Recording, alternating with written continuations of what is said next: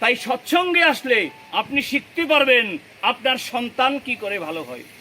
সৎসঙ্গে গেলে আপনারা মনে করেন যে তারা ভগবান কৃষ্ণকে মানে না, ভগবান কৃষ্ণকে মানে না। ভগবান কৃষ্ণকে যদি কেউ মানে তা একমাত্র মানি আমরা। সবাই একবার বলি জয় গুরু।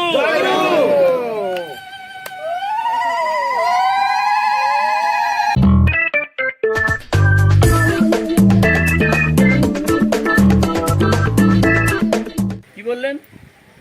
হাসবি, খেলবি, লুটবি, মজা, যা ইচ্ছা তাই করবি সব, আর মাঝে মাঝে করে বলবি দয়া করো হে কেশব। কেশব কি তোর বাপের কেনা, কান ধরে টেনে আনা, সে যে শক্ত 16 আনা, সহজে ধরা দেবে না, দেবে না। তাহলে আমরা যে সৎসঙ্গ করি, সৎসঙ্গের প্রাণ কেন্দ্র শ্রী শ্রী ঠাকুর অনুকূল চন্দ্র। তো সৎসঙ্গ কি চায়? প্রত্যেকটা মানুষের জীবনের 3টি জিনিস ঠিক করে দিতে চায়। 3টি জিনিস ঠিক করে দিতে চায়। 3টি জিনিস কি? একটা হচ্ছে দীক্ষা, একটা হচ্ছে শিক্ষা, আর একটা হচ্ছে বিবাহ। দীক্ষা, শিক্ষা এবং বিবাহ। তাহলে আমরা দীক্ষা নেই কেন? আমরা দীক্ষা নেই দক্ষতা অর্জনের জন্য। কিভাবে আমি খাবো, কেমন করে চলাফেরা করব, আমার ওয়েট বৃদ্ধি হয়ে যাচ্ছে, তাই আমি অনেকক্ষণ একটা জায়গায় বসে থাকতে পারি না। বয়স কত হয়েছে, এখনই যদি একটা জায়গায় 2 ঘন্টা 4 ঘন্টা 5 ঘন্টা বসে থাকতে না পারি, তা বয়সটা যখন 60 65 70 হবে, তখন আপনি কি করবেন? কি করবেন? তাহলে আপনার জন্য আপনি দায়ী, দায়ী তো আমি না। আর আপনি কি ভাবছেন ডাক্তারের কাছে গেলেই ডাক্তার আপনাকে সুস্থ করে দেবে? তাই ওয়েট যারা বেশি, কারণ প্রত্যেকটা মানুষের হাইট অনুসারে তার একটা ওয়েট আছে। পুরুষের জন্য 5 ফিটের জন্য 50 কিলো ওয়েট, আর প্রত্যেক ইঞ্চির জন্য 2.5 কিলো ওয়েট। আর প্রত্যেক নারীর হচ্ছে 5 ফুটের জন্য 48 কিলো ওয়েট, এবং প্রত্যেক ইঞ্চির জন্য 2 কেজি ওয়েট। এই ওয়েটের বেশি যখনই আপনার থাকবে, তখনই কিন্তু আপনি সব সময় এই ব্যথার পেশেন্ট। কারণ আপনার পেটের ভিতরে যে জিনিসগুলি আছে সব বহন করে এই পা দুটি, এই পা দুটি বহন করে। তাহলে এখন থেকে যদি আপনি সাবধান না হন, ভবিষ্যৎ কিন্তু আপনার খুব খারাপ। কোথায় যাবেন? ব্যাঙ্গালোরে? কোথায় যাবেন? চেন্নাই? কোথায় যাবেন? ম্যাড্রাস? কোথায় যাবেন? হার্টের পেশেন্ট আপনি ওই দেবী শেঠির কাছে যাবেন, গিয়ে আপনি হার্ট ভালো করবেন। আর আপনার কাছে গেলে বলবেন, দাদা প্রত্যেক মাসে আমার 12,000 টাকার ওষুধ যায়, আমি ওপেন হার্ট সার্জারি করেছি, আমার 6 লক্ষ টাকা খরচ হয়েছে, আর আমার প্রত্যেক মাসে 10,000 টাকা ওষুধ যায়। খালি তো বাড়িতে গেলে এই কথাই শুনি। তাহলে আপনি ঠাকুরের দীক্ষা নিছেন, সকালবেলা প্রার্থনার টাইম আপনি দেখি ঘুমিয়ে আছেন, তা আপনার রোগ কি করে নির্মূল হবে? আপনি কি ভাবলেন আজকে সৎসঙ্গ দিলেন, 15,000 20,000 টাকা খরচা করলেন, তাতে আপনারা সবাই স্বর্গে চলে যাবেন? হ্যাঁ, এটা কিন্তু হবে না। কারণ আপনি আসছেন, স্বামীকে নিয়ে আসেন নাই, স্বামীকে নিয়ে আসছেন, ছেলেকে নিয়ে আসেন। ছেলেরা কি বলছেন? তুই একটু পর। ও কি পড়ছে? ও পড়ে নাই, ও নেট দেখতেছে। ও পড়ে নাই, ও নেট দেখতেছে, গিয়ে দেখেন। তাহলে আপনি আপনার সন্তান অনেক কিছু করবে, এটা আপনি কি করে আশা করেন? ছোট্টবেলায় বাচ্চারা আজকে রান্না করতেছি, এসে বলছে, দাদা আমার বাচ্চার জন্য একটু ভাত দেন। তা বললাম যে কি কি দেবো বলো তো? করল্লা দেবো? না না না, আমার বাচ্চা করল্লা খায় না। তাহলে আপনি কিন্তু বললেন যে আপনার বাচ্চা করল্লা খায় না, তার মানে এই করল্লা খাওয়াটা আপনি শিখাতে পারেন নাই। প্রতিদিন হিউম্যান বডির জন্য একটু তিতে খাওয়া ভালো, একটু তিতে প্রতিদিন খেতে হবে, বেশি তিতা নয়। বেশি তিতা খেলে কিডনি এফেক্ট হয়। সৎসঙ্গ জীবনের কথা বলে, সৎসঙ্গ বাঁচার কথা বলে। আর পরম প্রেমময় শ্রী শ্রী ঠাকুরের আজকের এই সৎসঙ্গ চলছে। কি চেয়েছেন ঠাকুর? মায়েদের উদ্দেশ্যে বলেছেন, মা, প্রত্যেকটি মায়ের আঁচলের মধ্যে স্বামীর জীবন নিহিত থাকে। স্ত্রীর আঁচলের মধ্যে স্বামীর জীবন নিহিত থাকে। কেমন কথা! তার মানে হচ্ছে ওই স্ত্রী পারে একটা স্বামীকে বাঁচিয়ে রাখতে, কিন্তু স্ত্রী যদি অ্যালার্ট না হয়, স্ত্রী যদি ঠিকভাবে না জানে, স্বামীর মনোবিত্তানুসারিণী স্ত্রী যদি না হয়, সেই স্ত্রী কি করবে? তাই সৎসঙ্গে আসলে আপনি শিখতে পারবেন আপনার সন্তান কি করে ভালো হয়। সৎসঙ্গে আসলে শিখতে পারবেন স্বামী স্ত্রীর দ্বন্দ্ব কি করে মিট হয়। সৎসঙ্গে আসলে শিখতে পারবেন আপনার সন্তান কেমন করে প্রকৃত মানুষ হয়ে ওঠে। আর সৎসঙ্গ হচ্ছে আপনি আসলেন না পাশের বাড়ি, কিন্তু আপনার প্রোগ্রাম যখন হয় তখন ওই গোকুল বাবু সারা দিন রাত্র 3 দিন 4 দিন 5 দিন ধরে একেবারে কালেকশন, উৎসব, প্রোগ্রাম সব করে। এখানে তো আজকের এই থেকে ওই পর্যন্ত ভরার কথা ছিল। তাহলে কেন? ও সৎসঙ্গে গেলে আপনারা মনে করেন যে তারা ভগবান কৃষ্ণকে মানে না। ভগবান কৃষ্ণকে মানে না। ভগবান কৃষ্ণকে যদি কেউ মানে, তা একমাত্র মানি আমরা। সবাই একবার বলি জয়গুরু।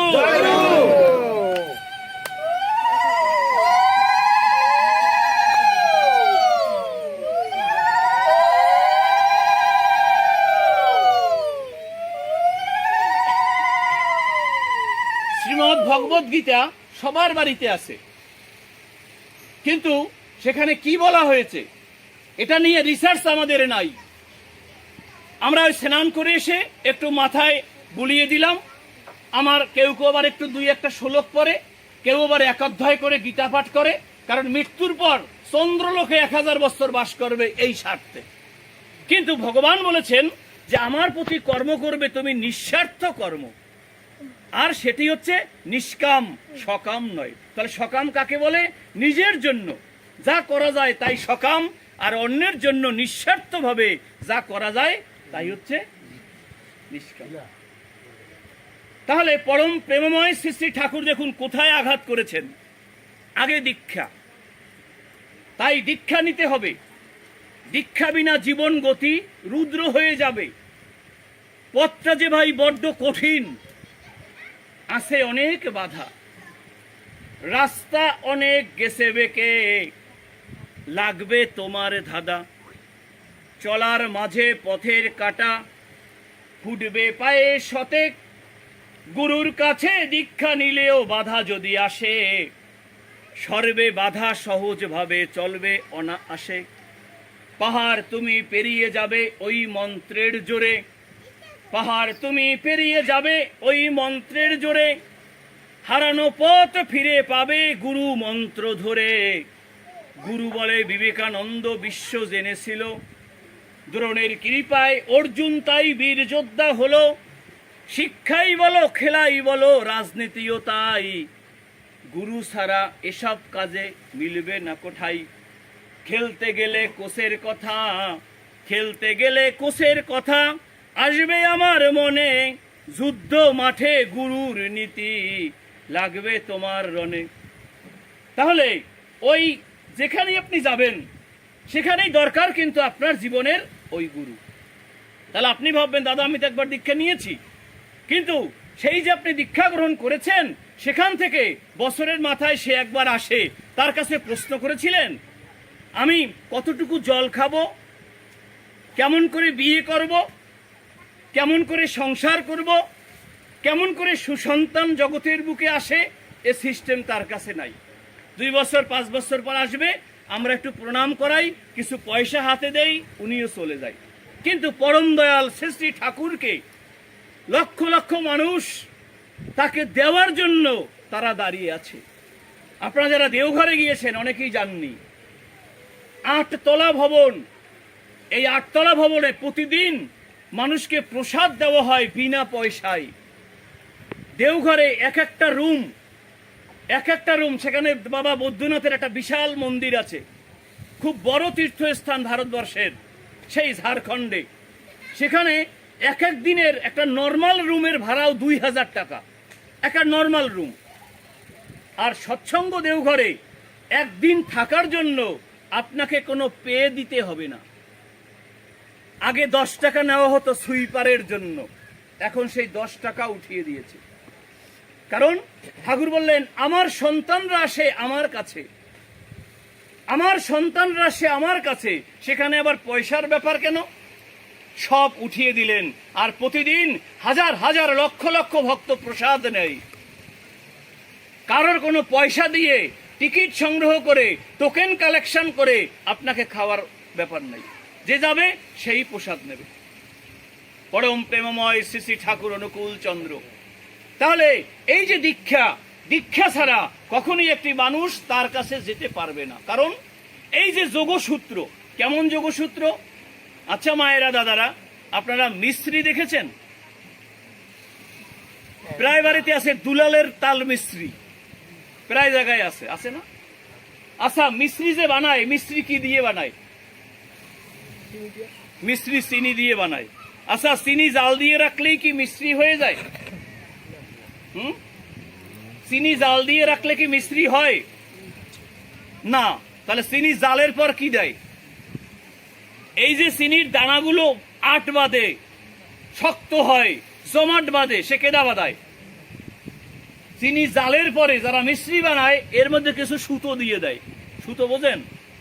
সেলাই করার যে সুতো, এই সুতো সরিয়ে দেয় চিনির জালের পরে।